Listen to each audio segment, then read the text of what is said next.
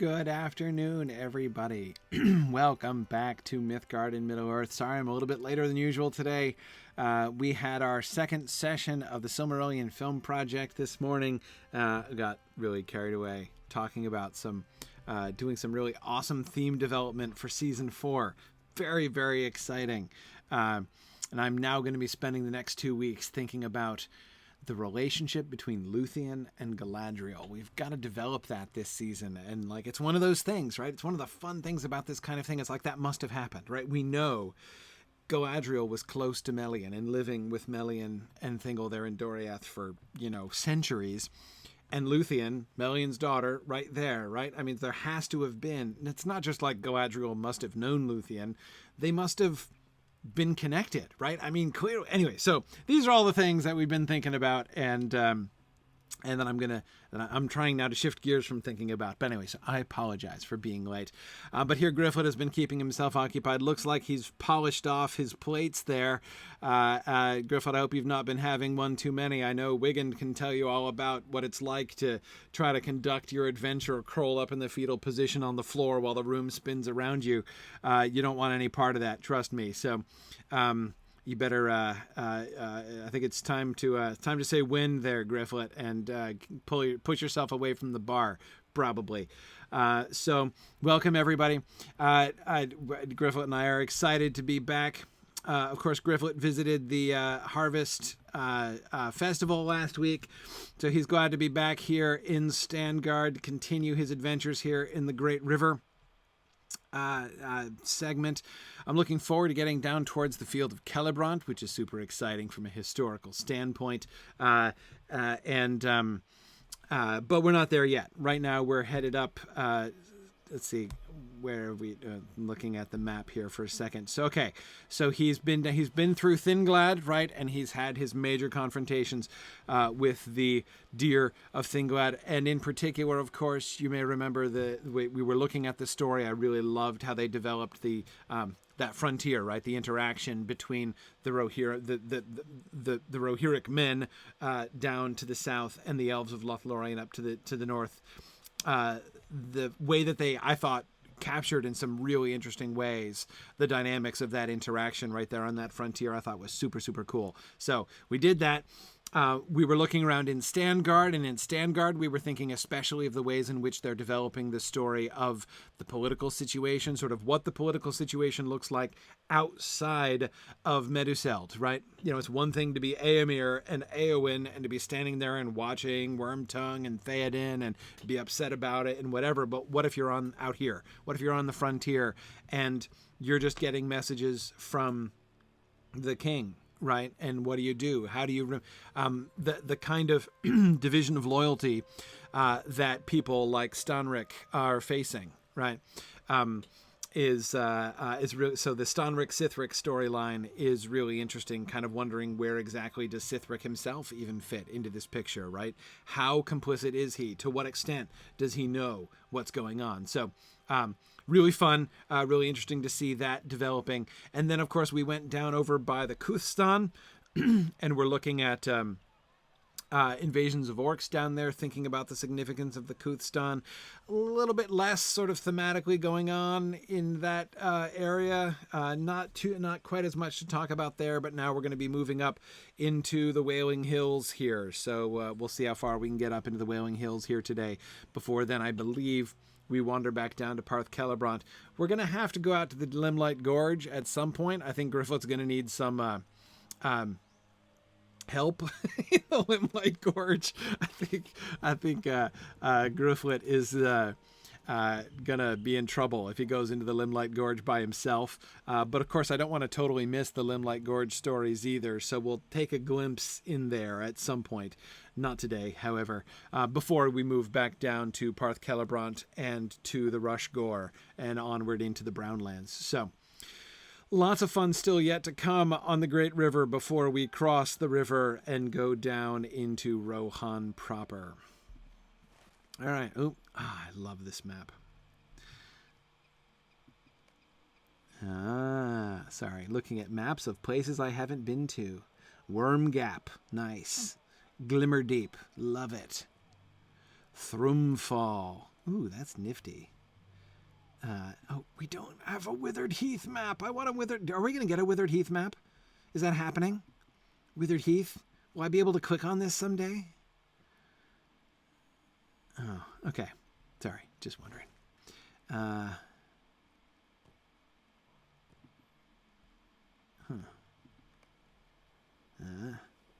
Okay, there's Dale and Erebor. The Dale lands, sure, yeah.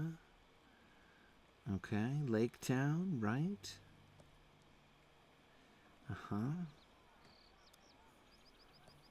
Iron Hills? Ah. Utterby.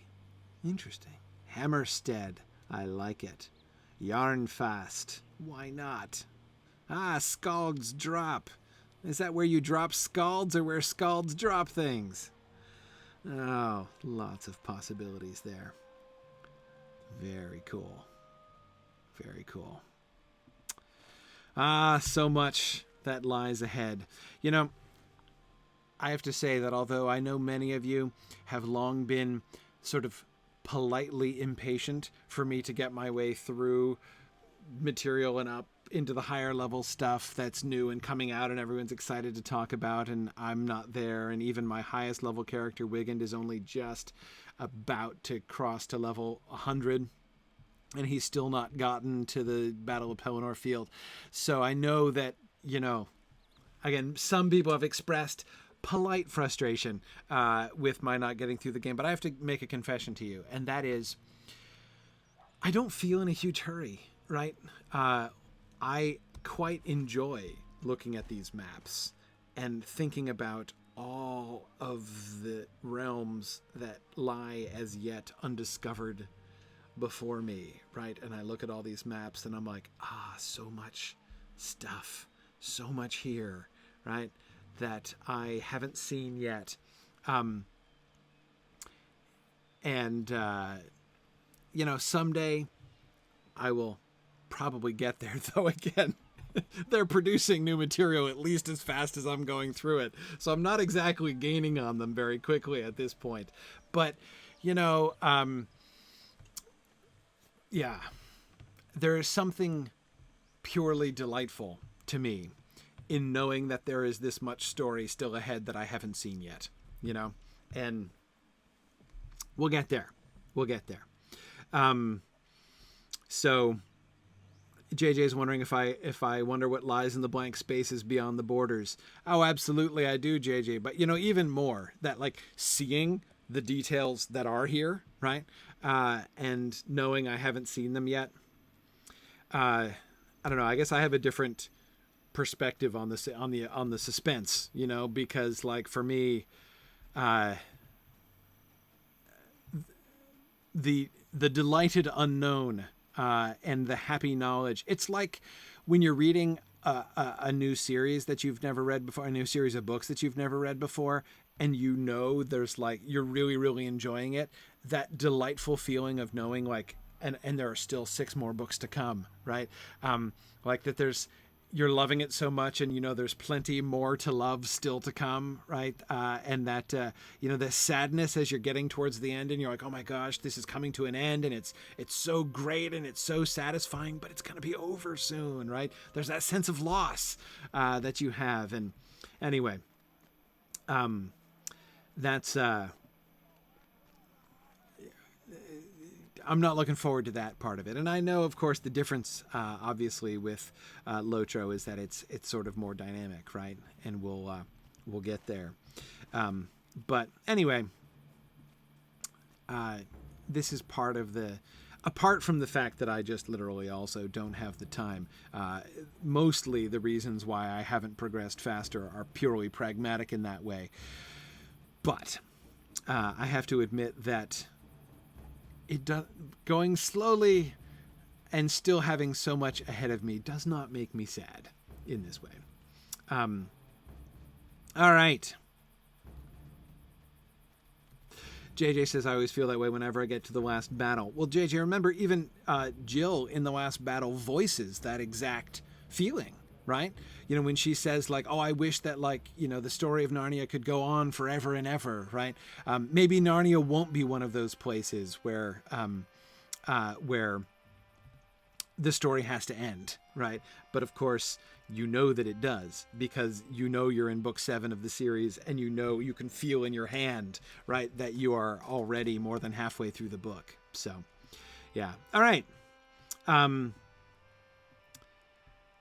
right. Let's see. So this camp is abandoned except for this one dude. All right. Hang on, Penda. I see you there, and I'm going to talk to you. But hang on, I want to look around here. Let's see. So we've got it set up for defense, right, with the spears and with the shields there. And we've got weapons and shields just sitting here in the rack. And we've got a barrel.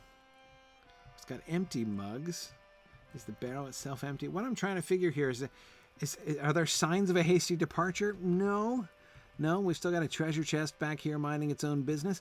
So I mean, we've got cups sitting around, but this doesn't look like. I mean, that kind of suggests actually people are coming back, right? The tents are still nicely set up and everything.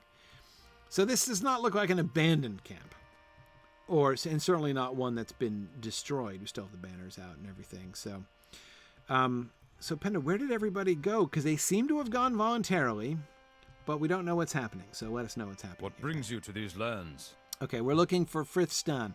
Yes? Is that the name of the guy I was sent to look for? I think so. Frithstan is your sergeant. All right.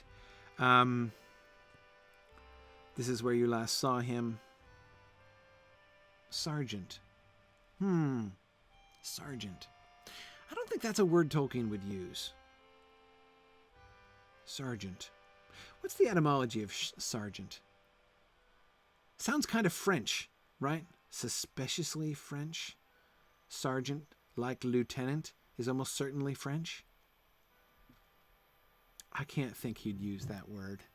Especially not for the Rohirrim, last of all among the Rohirrim. Yeah.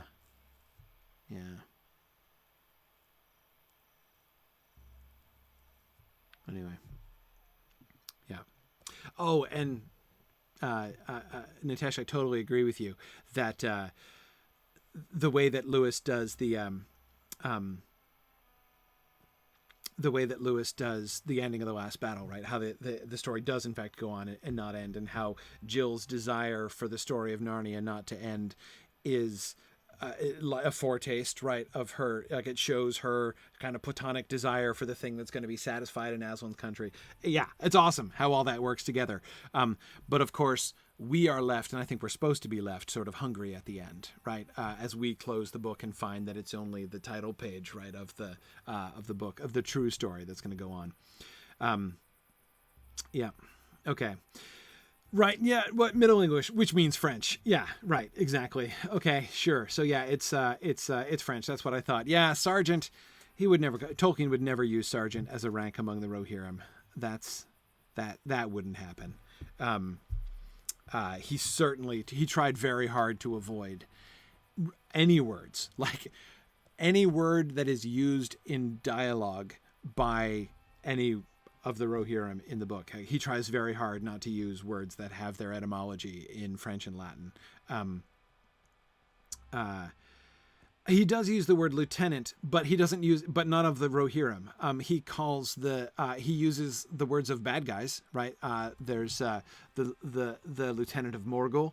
But yeah, exactly. Yeah, Phil is remembering correctly. Sauron has lieutenants. But again, the idea of using that as an official rank, and Erokeb, I agree, even captain, same set, right? Captain, sergeant, lieutenant, all of those traditional ranks those are all ultimately French. And thus evil, JJ, exactly. No, I'm kidding. It's not quite that simple, right? But it's more, again, about this. He wanted to be consistent. with the Rohirrim in particular. No, the French aren't evil in Tolkien. Cats, yes. The French, no. But yeah, sorry, lieutenants. Yeah, see, Hologro, I don't pronounce lieutenant with the hidden F because I'm not British. And if I pronounced it that way, then I would, I'd just be like obviously faking it. So I say it the way that Americans say it, which is lieutenant, like, kind of how it's spelled instead of with the mysterious F. I always find it adorable when people use the word lieutenant. I don't know. It's just, I find it adorable. But I can't do it without self-consciousness. Anyhow, sorry. So, Penda, we have quests. Here we go. We got to protect the road. The Rohirrim have need of your services. Your primary task is still to keep safe through. Oh, we were talking about your sergeant. That's how we got distracted. Okay. All right. Right. Protect the travel routes from Stangard to the west. Okay. This was an effortless tour in the past, but the orcs have grown more agitated and daring, making things quite dangerous. They have crawled forth from their cave dwellings and now venture into the light of day to cause us harm. Right. We must still maintain the safety of the road. Great. Okay. We can do that. So I got to defeat some orcs. That seems acceptable.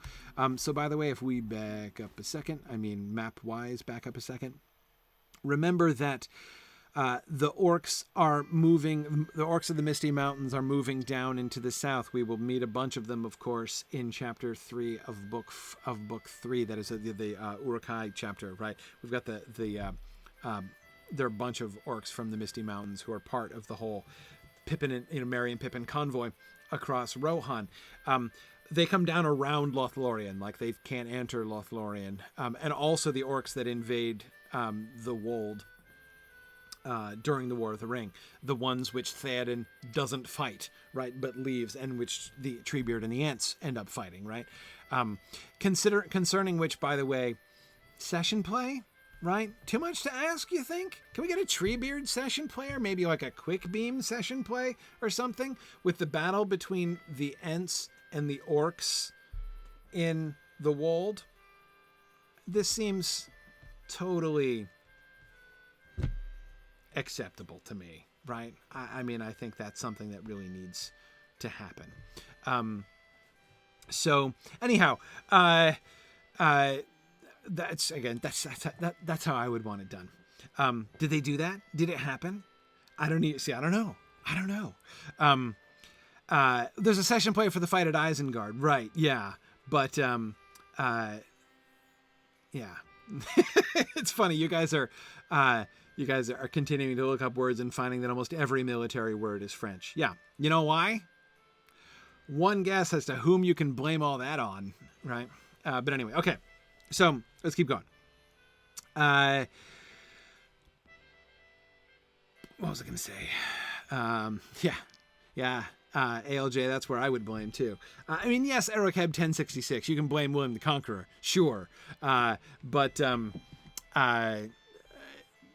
I think that I would guess that Napoleon is a pretty big reason why most modern armies are all kind of organized in similar sort of ways, using similar kind of vocabulary. But yeah, no, certainly the involvement of the French terms into English certainly goes back to 1066. Anyway, okay, sorry. What was I saying? Orcs coming down around Lothlorien. But my point here, right, is that as the orcs come down around Lothlorien, as you can see, this is where's my cursor? There it is. Okay, so here's where we are, right down here on the southern borders of Lothlorien. So as the orcs work their way through along the sides of the mountains, within the mountains even, right through cave systems, you can see that down here in both Wildermore and the Great River is where you can expect a large influx of those Misty Mountain orcs who are working their way down, right? And they're probably going to avoid Fangorn mostly as well. Or at least, there's going to be issues there in Fangorn. So anyhow, that's so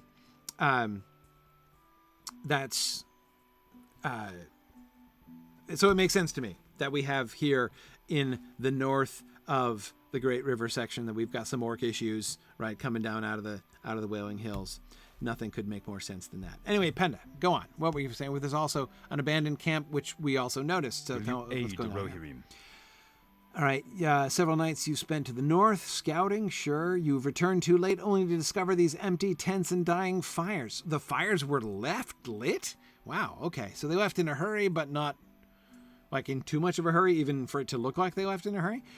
Our orders were to watch the road. What would cause my companions to simply depart so suddenly? Yeah. Let's look for clues. Oh, I was just doing that, but now I'll get to look for like, now the clues will glow. So let's see if there's things that I didn't know. Okay. See the casks of ale and the cups. Wasn't I noticing that? Oh, and the weapons racks. See, look at that. Oh, Gryfflet was all over this. He didn't need the floaty sparkles to figure out what to look for here. Okay, boy, Gryfflet is feeling cunning. Oh, they're mostly empty. Oh, I see. Most of the swords have been taken. Yeah, but some haven't. Okay, fine. So I drew the wrong conclusion from that, but I did. Now, I was wondering whether the cask was empty, but of course I couldn't tell because it's closed. The empty cups suggest it's a used cask. But, okay, yeah, half-empty cups. Well, those really look pretty much empty, but anyway, Gryfflet, don't try that out because you've had enough. All right, what else was there? Oh, hang on. See, look, the chest. I noticed that too. Oh, boy, feeling so cunning here. Okay, this chest that's just left here, which shows that they obviously mean to return. Nearly packed nearly full. Yep. Okay. Oh, very good, Gryfflet. I honestly didn't remember that was where the quest was leading us. Just like to be thorough, you know? Okay. Am I suggesting that Gryfflet is a lightweight, Nitesh? No, I'm suggesting that he was pre-gaming in the pub before coming out here already. So I think he's already established his baseline and should probably leave it at that. Okay. What business have you with the reverie? Yeah, empty tents and missing horses. Right, okay, yeah. My companions had been drinking more than usual, and when they left, they took along weapons, but not their personal belongings. You're beginning to envision what may have happened. Okay, so let's see. We put those three things together and suggest they went off on a rash raid? Head to the west of here and look for more clues. Okay. And then we'll look out for ambushes. Well, why don't we do that? Because if we get ambushed, then we'll also kill orcs, which is also supposed to be the idea, right? As well as relatively low body weight, JJ, you're absolutely right. But I think hobbits have a fairly high tolerance. You know, they're tough in the fiber, you know, which I think would translate to fairly high tolerance. So, yeah. I love the nocturnal horizon. I love it when the hills and trees are outlined against the stars like that. That is super cool effect. Okay, I spy a tower off in the distance there, but I want to head up into the hills, I think. Let's see. Let me also look at some lore questions here. Oh, so many backlog lore questions. Oh my goodness. Whew. Okay, let's see how many I can get through here.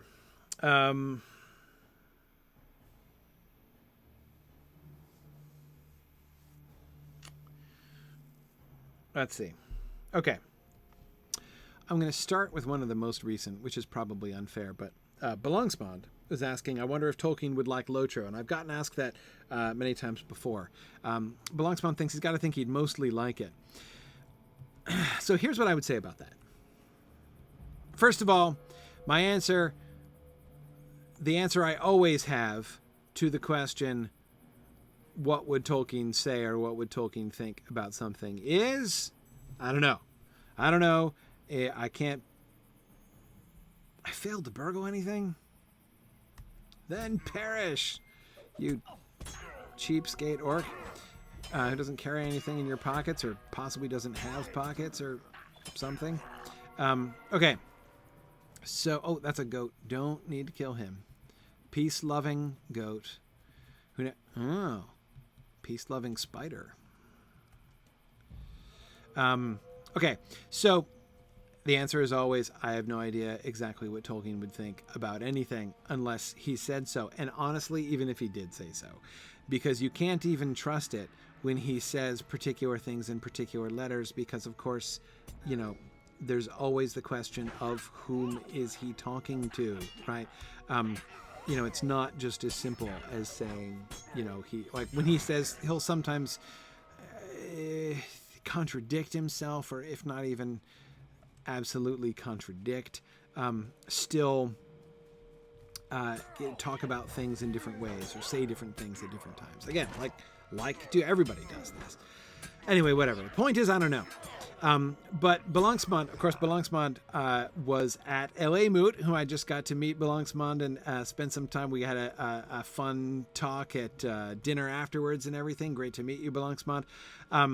But remember Belangsmond in my talk, my adaptation talk at L.A. Moot. One of the things that I was saying, oh, great, none of those scouts count as orcs I'm meant to be killing, huh? Fine. One of the things that I was saying in my talk at L.A. Moot was, I think that as far as Tolkien goes, so all these clues I'm supposed to be finding are down this hill? Weird.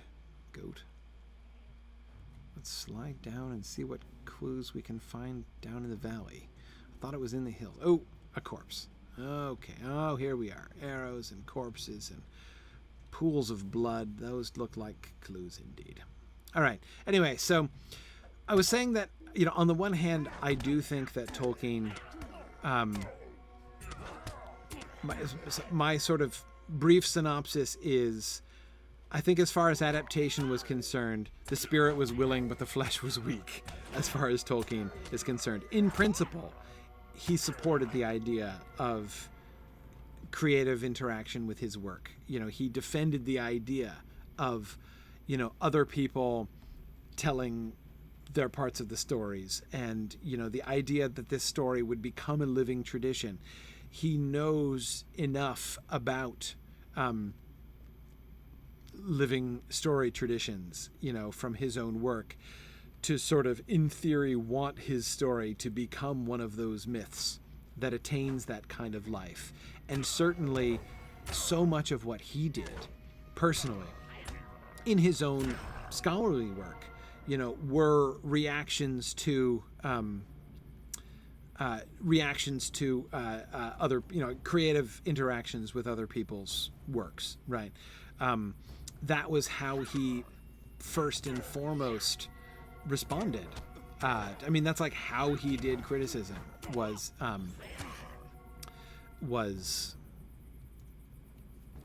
creative response first and foremost. So in principle, he defended this as a good and legitimate way to interact with works. But like I said, the spirit is willing, but the flesh is weak. When it came to actually interacting with the real work of anybody, he was a terrible nitpicker. So at the end of the day, I think that in theory, he would like it. He would he would be very interested in the project. Assuming he could get over the whole video games, get off my lawn kind of thing. Assuming he could get over that, I do think that a lot of the sort of general project of Lotro he would enjoy. Their approach to storytelling, and so in part, when I answer the question, I have to answer it in the same sense of how I respond to it, right? And say, I really admire the way that they interact with the story. I think they're super respectful in their discussion, in their interaction with the book. And so and I think that Tolkien would appreciate that. That was the kind of thing that he looked for in adaptations as well. So yeah, do I think in that way, do I think he'd like it? Yeah, sure. I think he'd like it in that way. But at the end of the day, I think he'd nitpick all over the place and probably get annoyed by lots of things. And I think that Maven is right. You can see a difference in how he kind of talked about this early on and how he talked about it later in his life as well. And I think that correlates not just with him getting older and crankier, which as I get older and crankier, I can appreciate more and more. Oh, I see. I was mistaking Ravagers for Scavengers. That's so easy to do. But again, I think it's not just about getting old and cranky. I think it's also one of the things that we see and that we will be looking at as the Mythgard Academy classes continue to work our way through the History of Middle-earth series, right? We're doing Sir Thomas Mallory right now, and when we finish that big project, because it's a big fat book, but when we get to the end of that project, we're going to go back to Sauron Defeated, right? So we're in volume 9 now of the History of Middle-earth as we've been working our way through. Now that we're getting to the Sauron Defeated is the beginning of this whole segment of Tolkien's creative life, in the post-Lord of the Rings segment, in other words. And one of the things, of course, that is going to be one of the primary themes of his creative life in the latter, his last few decades, is going to be his continuing engagement, creative engagement with the Lord of the Rings world. So Maven, one of the things I think that happens as a consequence, again, not just of his aging and getting crankier, but the more time he spends answering the kinds of questions that Lotro answers, right, the more kind of, rigid he gets, right? Because he's those questions which he sort of leaves as open questions, fewer and fewer of them are left. There are still many, right? But fewer as time goes on are left as open questions. So I think that's another, there are more right answers, right, by the end. So, and he gets kind of more invested, exactly, Maven, in that way as time goes on. But yeah, so so Belongspot again, spirit is willing, but the flesh is weak. I have no illusions about the fact that I'm sure that if Tolkien sat down and could sit down and go through this game, his primary reaction would be like, no, that's wrong. Oh, no, that's not right. Oh, no, that's not at all how I pictured it. I am sure that he would have a long, long list of complaints. But do I think he would eviscerate Lotro in the way that he eviscerated, the Zimmerman film script, Belongspon, that I talked about on my LA Moot talk? No, I don't. He talked about the most important thing being that an adaptation should really get at the heart of the original, and that's what he felt Zimmerman's script was completely missing. And I would hope that he would see, because I certainly believe that Lotro has really gotten at the heart of the original, and in that way, and for that reason, is a great adaptation. But anyway, yeah, no, but it's a great question, Blancsmont. Actually, I mean, I think it's fun to think about and a really interesting issue. But anyhow, okay. Let's see. The road, consider it protected, man. I absolutely took out Scavengers and Defilers both, as well as some free Ravagers and Scouts. With we're having a special today on Scavengers and Defilers. You get some free Scouts and Ravagers mixed in. Okay, they assaulted the mountain orcs head on. That is what it looked like. The arrows, the blood, the corpses. Yeah, impetuous fools with the drinking. Yeah, they were always anxious for action and silently cursed the orders from Stangard to sit in guard. Right. You fear their desire to charge valiantly to battle may have wrought their doom. Fortunately, they have me to rescue them. Do I need to rescue them, Panda? Have need of your services. Okay, it may already be too late. Go to the mountain orcs to search for signs of your companions. Sure, I'll have a look, see what we can find. Okay.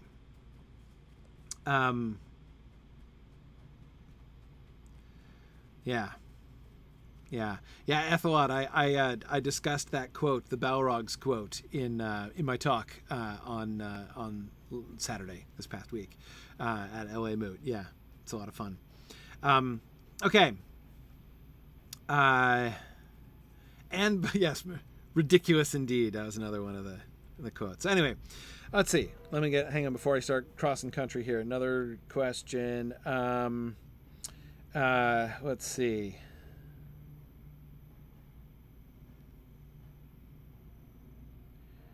Let's see. Let me go back really far here. Sam asked, like ages ago, did the Nazgûl ever find out Bilbo's or Frodo's first name, or was the surname Baggins all they ever found out about them? Yes, their surname was all that they knew, as far as I know. We never hear Gollum ever use either of Frodo or Bilbo's first name. Does he ever say Frodo? And the whole time that he's traveling with Frodo, does he ever say Frodo? I don't think he does. I also don't think I quite need to be stealthed here. I don't think he does. I think that he just calls him Master. And he refers to him as either Master or Baggins. And whenever he talks about Bilbo, he talks about Baggins.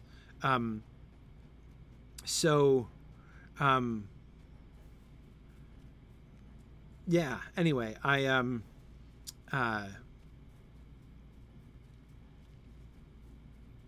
don't think there's any evidence that... So, and he's their source of information, we know, right? And there's also no evidence of them ever using... Although they certainly are told, the Black Riders, I mean, are certainly told the names of Bilbo and Frodo, right? I don't think there are any... I don't think there's any evidence that they ever use it, right? So yes, I think that all they knew was Baggins and Shire. I think that that's all that they have. And does he recognize that they are two different people? Does Gollum recognize it, Catriona? Yeah, he does. Remember in the conversation with himself in the Slinker and Stinker debate, he says, no, not this Baggins. And then Stinker says, yes, every Baggins, right? It's clear that Gollum is aware that there's a plurality of Bagginses, but he never uses the name, nevertheless. Like I don't recall a single instance of him ever saying Frodo, like the name Frodo. I might be wrong, but I don't think he does. He says Sam, but he doesn't say unremarkable orc tools. Okay. Interesting. Where I was hoping for remarkable evidence of... What am I looking for? Like Rohirric body parts? Like, I'm searching for evidence of the Lost Warriors. If I'm looking for them like in small crates, that's kind of depressing, I have to say.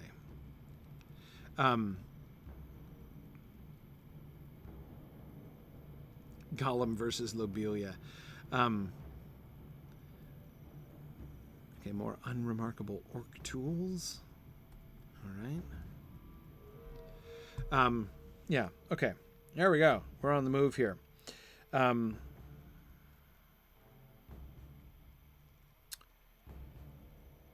Let's see.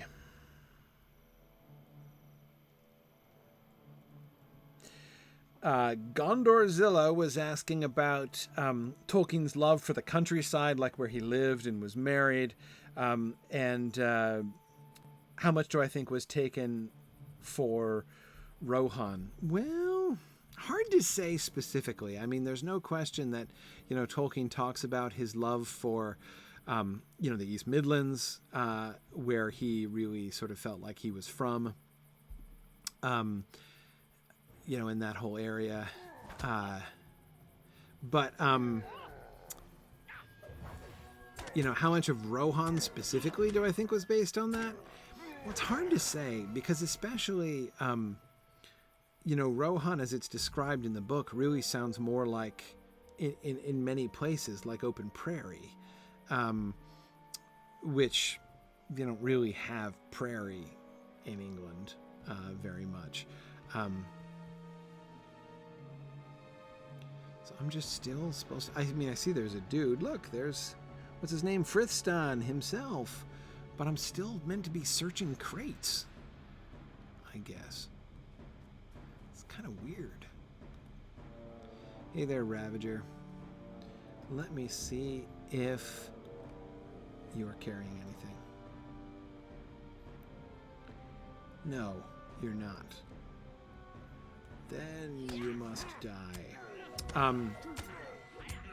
So yeah, I don't know that, I mean, maybe if I knew the area better myself, I have been there before, but I have not spent time, and I certainly have not done the kind of thing that Tolkien really liked to do, which is walk around it, right?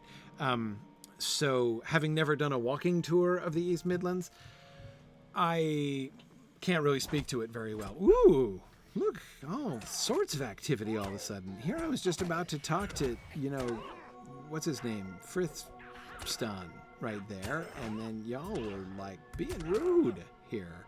But anyhow, so had I done a walking tour of the East Midlands, maybe I would have a clearer opinion on this, but I don't think I know the countryside well enough to comment on it.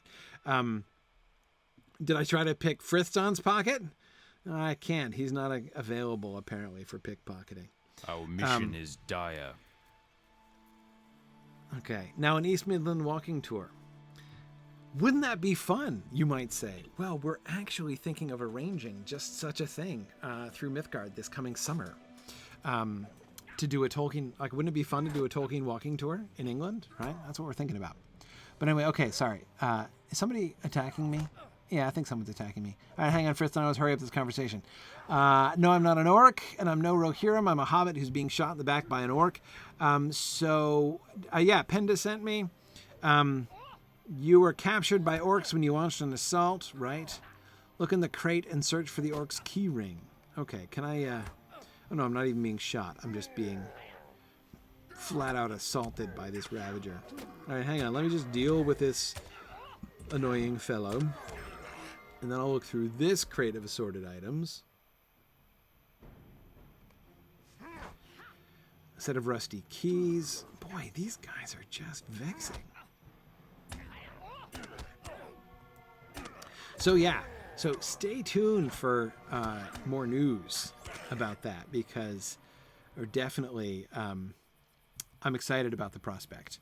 The new director of the Mythgard Institute, Maggie Park, has led a bunch of tours like that. She's led Tolkien walking tours and Lewis-themed walking tours and Harry Potter-themed walking tours, and I think like Susan Cooper themed, Dark is Rising themed walking tours in Cornwall and Wales. So anyway, she's done this kind of thing a lot. She really loves this kind of thing, and I think it's pretty awesome. So I think we're gonna try to get one together in the summer of 2019. So, okay, let's see.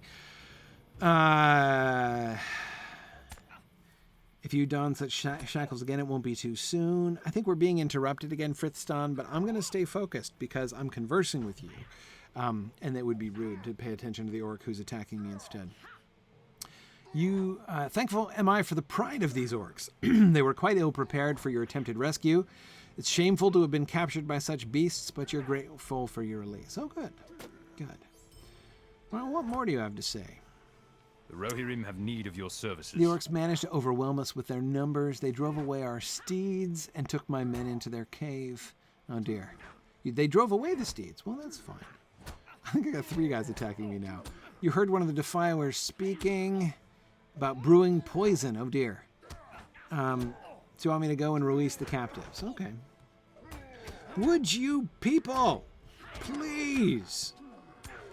I'm trying to have a civil conversation with, your captive, and you are just being vexing. Knock it off.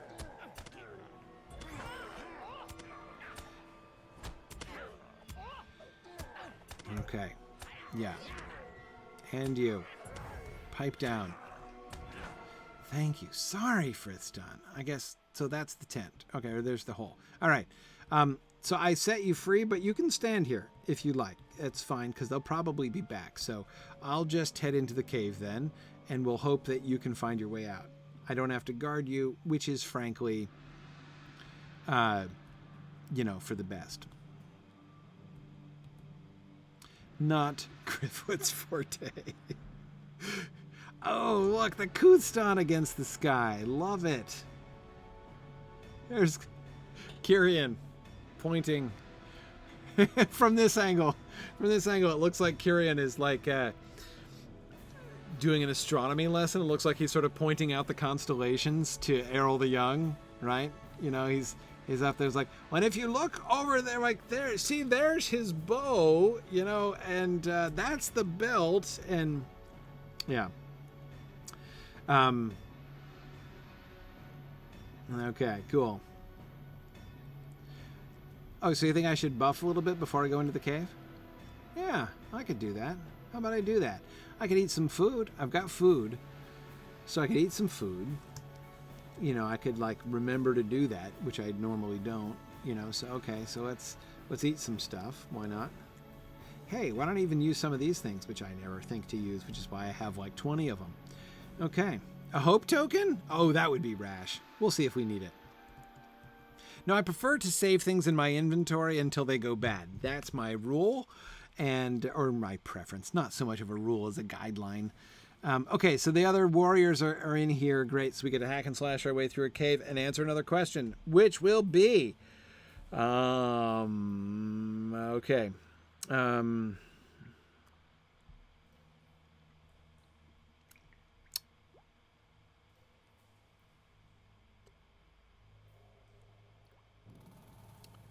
Let's see. An old question from Gnagarwina. Why is there an approximately 93-year gap between Anatar's designs being revealed and Sauron's invasion of Eregion? What were the two sides doing in the meantime? Plotting, preparing armies. So remember, one thing to keep in mind. Save consumables until they're too under level to be worth using. Zach, that's totally my strategy as well. Because like I always save them for a rainy day and it never really rains hard enough as far as I'm concerned. Okay, so hang on. We got some orders, which is probably going to give me a side quest here. And then I'll go back to the Anatar question. Okay. All right. The Morhai have been careless. When handling their poisons, the order demand that pouches of herbal remedy be carried. Oh, goody. They're carrying remedies. That's fantastic. Okay, so we can find remedies for poisons. All right. No problem. Hi, Mr. Ravager. Yes. Okay. So, Anatar. Why are there 93 years between Anatar's the revelation of who Anatar is and Sauron's invasion of Eregion? The quick answer to this question is: remember, all of these guys are immortal, right? I mean, all of them. I mean, not the Númenóreans, but the elves and Sauron, they're all immortal, right? So, like, they all play the long game. You know, that's just, it's what they do. Nobody's in a rush. So Sauron, he's been away for a long time, you know. He spends quite some time in Eregion. So, you know, he's got to build up his people and, you know, their armies to muster, and they've got to travel around, and he's got to like breed them. He like breeds a couple generations of fresh orcs, you know, to help out with things and stuff. So, there's stuff to do, but again, remember, why hurry, right? They're not going to hurry. They, there's no need to hurry. Everyone's still going to be there. So, you know, they can sort of afford to wait. There's the fact that nobody's in a hurry is something that you can see really again and again in the outlines, right? The historical outlines for these all these different events. Are we descending to a new level? Did I accidentally go the straight way down to the... Hey, Mr. Scavenger, I'm trying to find the most systematic way to go through this, and I think I accidentally found the most efficient way instead, because I wanted to... I'm not sure where the first captive is, and I don't want to have to double back. See, I saw that big old cave over that way, and I was thinking, oh, no, that's not going to be it. But maybe it is. Hang on. Wasn't there another turning? Yeah, I did. Okay, let me go to this other turning. No, I meant around this corner. There we go. Okay, yeah, let me come into here. Hey, look, see, there's going to be the first one, right? Probably. All right.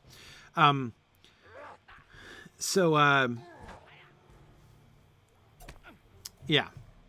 Anyhow, so that's definitely my general sense of this. I mean, you have to keep in mind that getting ready for war, in Sauron's case, is going to mean things like not just arming his, armies and supplying them and getting things ready, but like breeding them, in fact, because he's not been in charge of the shop, for quite some time. He left his lieutenants in charge of that and went on up to, corrupt Celebrimbor. So he's got a lot of stuff to catch up on. All right, we're on the move. We're doing lots of things here. Okay, so Finnboga asks, all right, we got 2 Paths of the Dead question. Finnboga's first and then JJ. So Finnboga says, when Aragorn is readying to enter the Paths of the Dead, Legolas says, I do not fear the dead, but shouldn't he? No matter if he knows what we do of Silmarillion lore. Why shouldn't Legolas be afraid of the dead?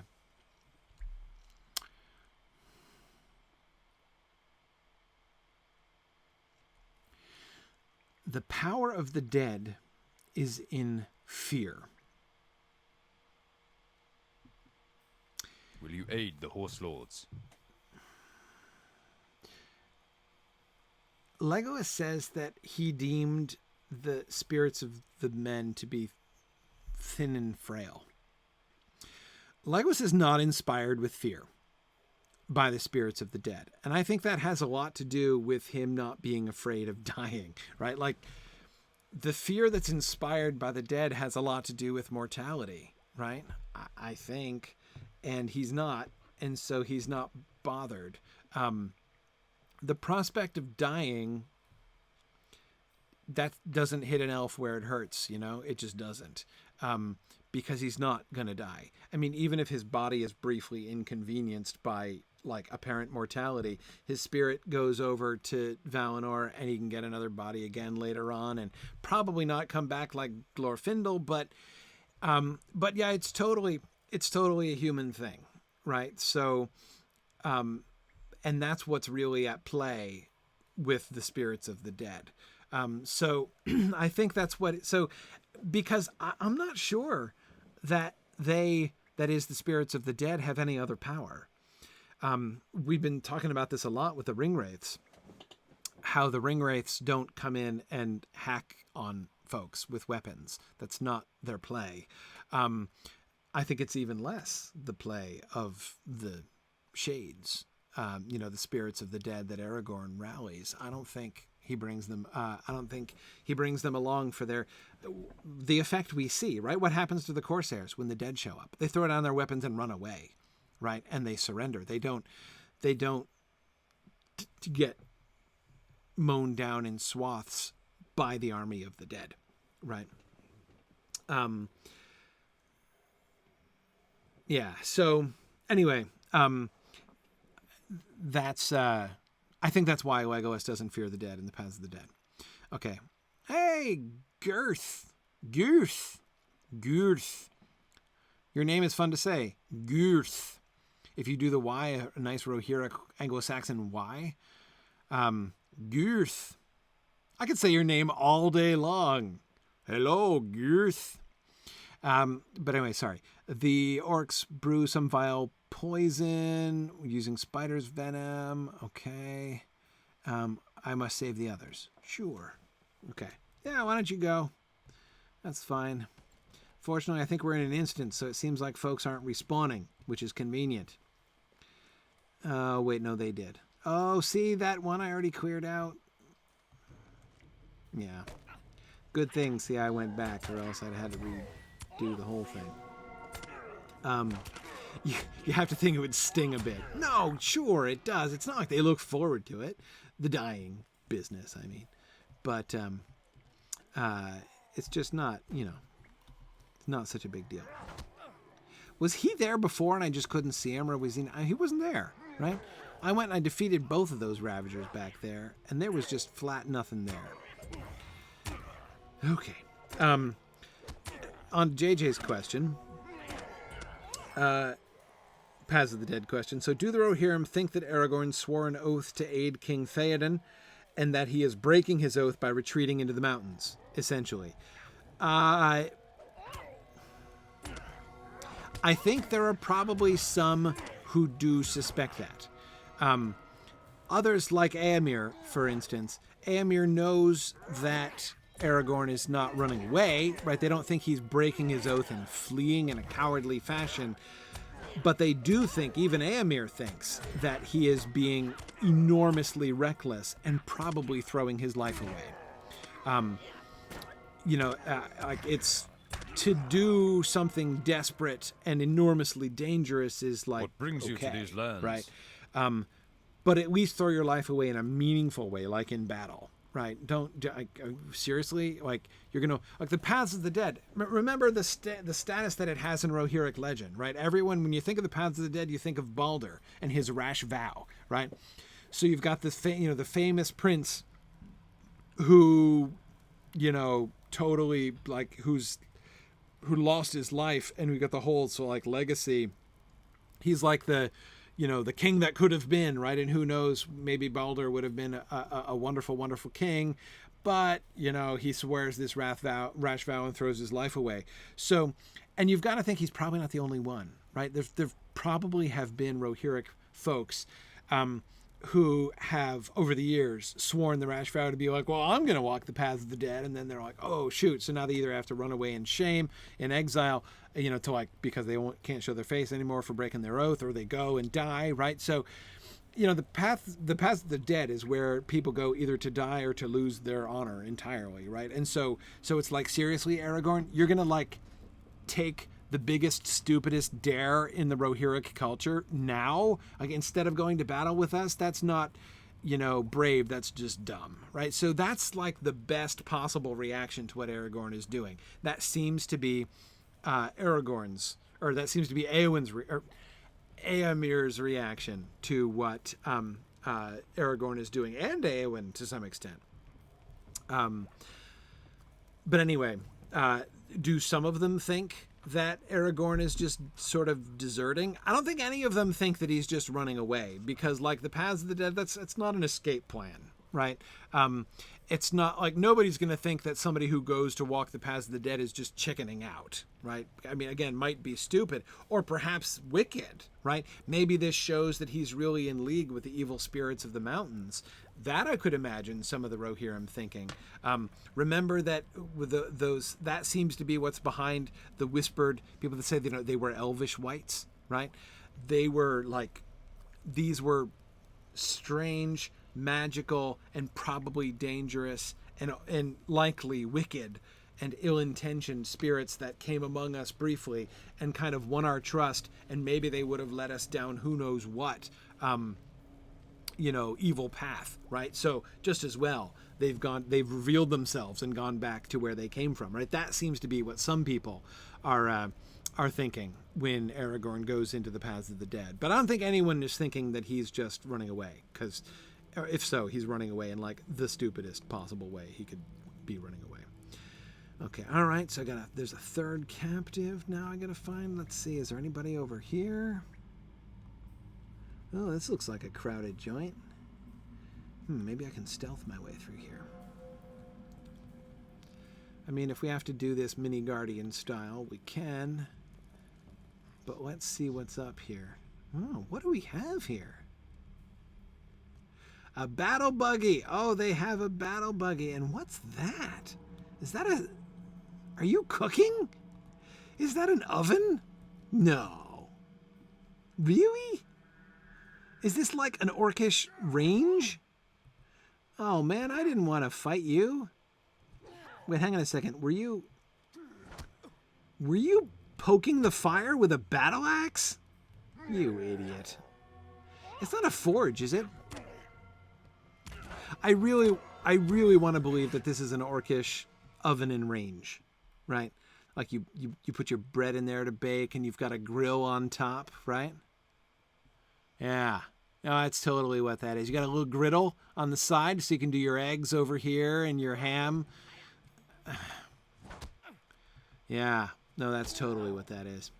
Awesome. I have never seen that before. I mean, I've seen open fires and cook pots and that kind of thing, but I really think, because that's meat. Yes, that's meat. Skewered up on the top there. This is a cooking range. That is fantastic. Look how they've taken carven stone and repurposed it here. I don't think they made those decorations themselves. I thought there was something carved on the door there, but not quite. Oh, that is so cool. Ethelwad, I don't know of any evidence that any of the Gondorians took any such oaths, rash oaths to walk the paths of the dead. It seems to be a Rohirric thing. Yeah, see, spits like things impaled on spits over fires. That's much more sort of normal. Okay. All right. You know, if it were me, I'm just saying, if it were me, I wouldn't have the defiler cooking the meat. Just saying. I think it's a poor choice. See, now that's an altar, right? And we've got this defiler abasing himself before the altar. But this is a cool altar. Have I seen this altar before? I don't think I have. So we have the Eye of Sauron, right, made out of like twisted metal here at the beginning. Oh, excuse you. I was looking at your altar. Is that a pot? I think it's a pot with spikes. A pot with spikes, which looks kind of Iron Crown-ish, right? And it's on a pivot. It's on a pivot up above the fire. Are they melting something in the pot? So it's functional as well as, I don't really know.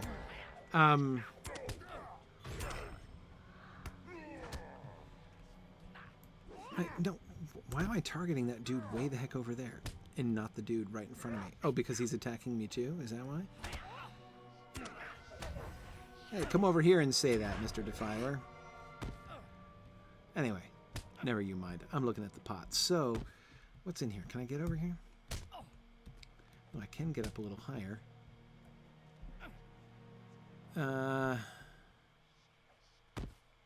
You're never going to get any closer, are you? Jerk.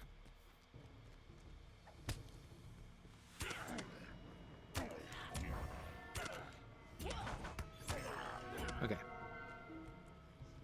All right. Now, as I was saying, crowny pot on top, which is clearly a pot. Again, you see the pivot, right? So it can be poured out. What? Molten metal? Do they melt metal in this thing? What do they do with it? Do they put things in the pot? Do they sacrifice things in the pot? Is that what happens? Do you put living prisoners in the pot and sacrifice them to the eye? Is that how this works? It looks like you've got the molten stuff pouring out and then down onto... Do they hot pot people? Tell me they hot pot people. Oh, yes. No, I like to think so. So they put molten metal in, and then instead of putting the molten metal in the pot on top of their head, like George R. R. Martin did, copying H. Rider Haggard, right, in his book She, where they use the verb hot pot. That's where I'm getting that, right? They talk about people being hot potted, which I just couldn't get enough of when I was reading that book. We just did the Mythgard Movie Club discussion of the 1936 film She, the film adaptation of Rider Haggard's book. So I read Rider Haggard's book and then watched the film. And in the book, it's delightful how they talk about being hot potted. So I think this is for hot potting folks. So you put molten metal in there and you put a prisoner in there and you sacrifice him to the eye. And then you have the molten metal that pours, and then I don't know what you do with it down here. Like, what's the purpose of it? Do you then roast something over it? Is that what this pile of slag is? Is this meat that you then cook over those are the heads of things? Horses, maybe? Large pigs? I don't know. And then you roast things? Is it, I don't know what kind of utility it has, but it looks, I don't know. That's kind of interesting though. All right. But I better, I gotta finish this instance. Excuse me, guys. Oh, hang on. I guess I gotta fight you if I don't want to fight absolutely everyone on the way out. Okay. All right, so there's nobody in here, so we'll just polish you guys off, and then we'll see if we can stealth our way back out of this cavern without fighting anybody else. Okay. All right. Okay, let's see. We're on the move, answering so many questions. Sam asked also a while back, have we ever seen female orcs or goblins, or are they like dwarves? So far as... Oh, wait. There's the scavenger. Am I going the wrong way? Yes, I am. Okay. This is the way. All right. So far as I know, we never...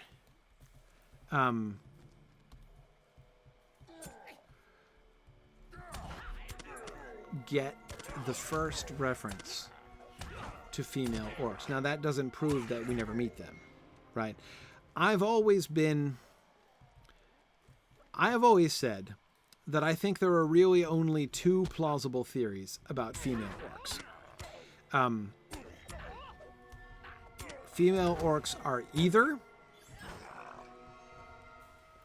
locked up at home as breeding stock, like that. So, Sauron and like the overlords just like keep the female orcs barefoot and pregnant all the time. Like the only job of a female orc is to produce as many other orcs as possible. So they're just simply, again, they're treated like, broodmares. That's one theory. The other alternative would be that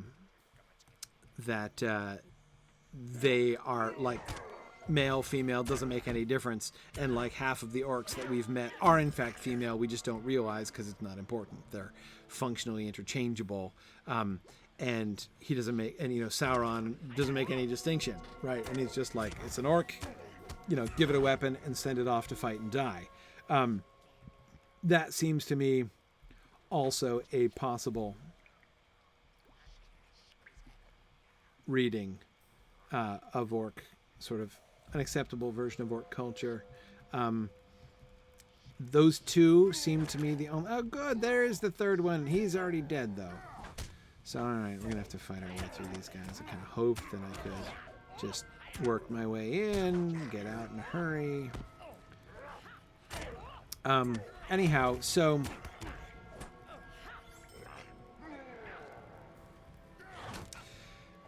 Of the two, I kind of think breeding stock option is more likely, because that seems like the kind of pragmatic thinking that I would expect of Sauron. Our mission is dire. But, yeah. Ginger says, if you read the books, orcs are made, not born. Well, it depends on which books you read and in what order, right? By the time we get to the Lord of the Rings, they are clearly born and not made. So, yeah. Yeah.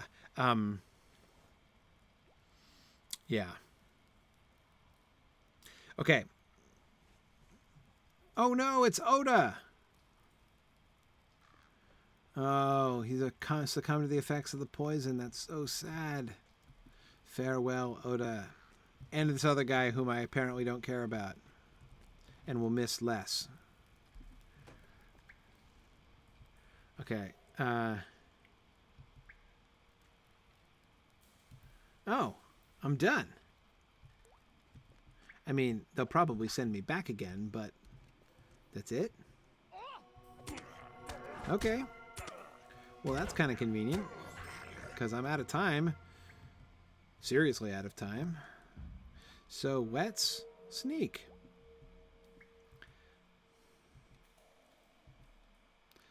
Let's return to the camp, and we'll talk. And so Frithstan is going to be back, and won't that be fun? And then we'll talk to Penda, because he's probably still there. Yeah, we'll do that stuff next. We'll get back to the camp. Okay. Yeah, so, all right. So, that's good. Look at this. I'll do one more.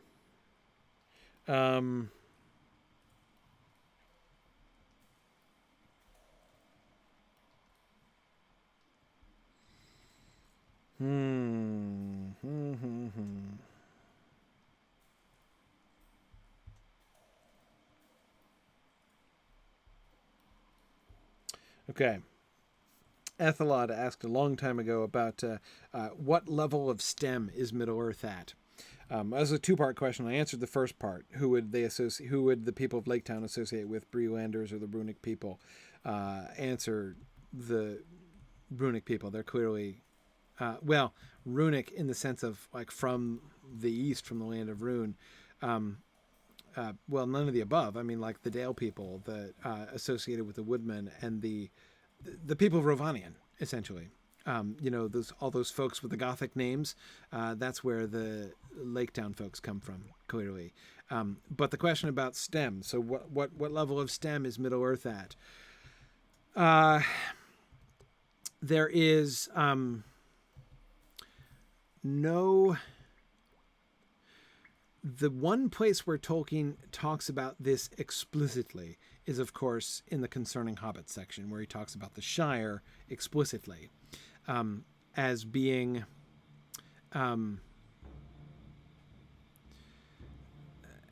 having no tools more complicated than a loom or a forge bellows, right? So even though Bilbo has a clock on his mantle, of course, in The Hobbit. But that's a different story. Literally a different story. So anyway, they are therefore, and even culturally, like Laketown would seem to be kind of high Middle Ages. We seem to have merchants guilds and things like that seems to be sort of in play, culturally speaking, in Laketown. So, essentially and we're on the cusp, right?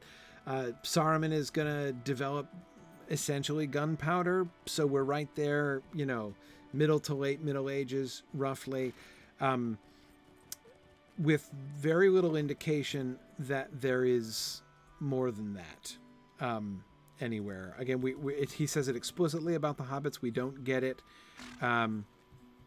explicitly said about other people. So, like, one open question, for instance, is to what extent are the Númenóreans? Do the Númenóreans have more advanced technology?